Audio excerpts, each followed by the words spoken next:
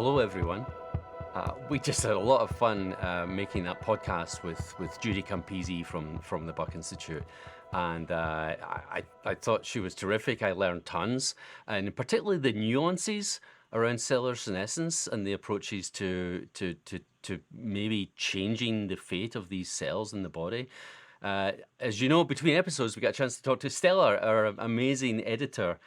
Stella has a PhD in pharmacogenomics from UCSF, and she's a bit of a nomad. I think she was in Africa last time we talked. Are you still there, Stella? Yes, I'm still here. I'm still in Kenya. And how are things there? Things are going well. I went on my first ever safari here, but I will tell you more about that later. Okay, terrific.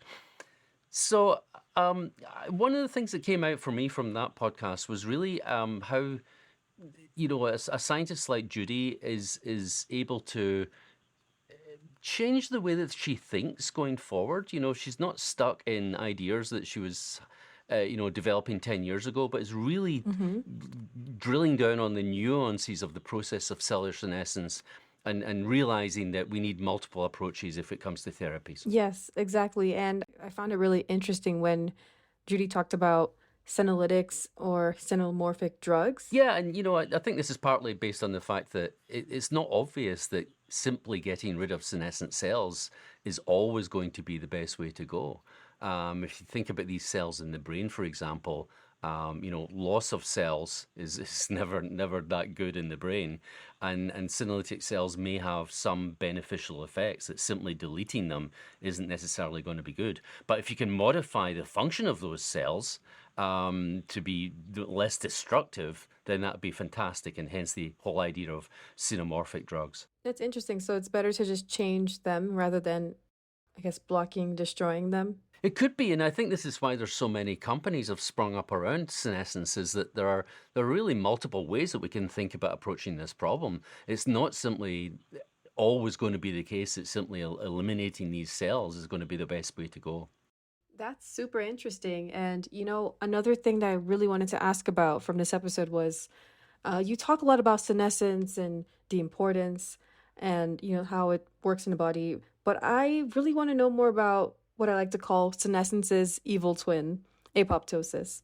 So how is apoptosis chosen over senescence, and how does an organism know how to, go through these processes? How does it relate to us? Oh boy, I wish we knew the answer to those questions, Stella. This is all around the whole idea of cell fate, right? How do cells decide, or how are cells pushed into becoming certain types of cells? And evil twin is, yeah, I know what you're saying, because it is evil in the sense that apoptosis is a loss of cells, and in various disease states, apoptosis is part of that. But also at the same time, it's super important, right? I mean, we wouldn't have fingers if it wasn't for apoptosis. It's really important during development that cells die to produce a healthy animal.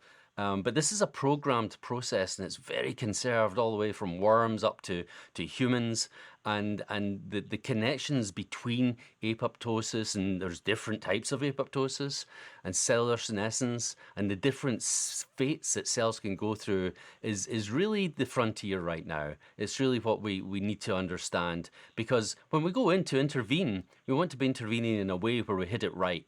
We don't want to be inducing something that actually has been, loss of cells that are actually beneficial, for example. So super question, Stella, and I hope maybe in a future podcast we can explore that. Awesome. So Gordon, tell us who we're talking to next. Well, next up is Rhonda Patrick, who's an amazing podcaster herself and a phenomenal communicator of the science of aging.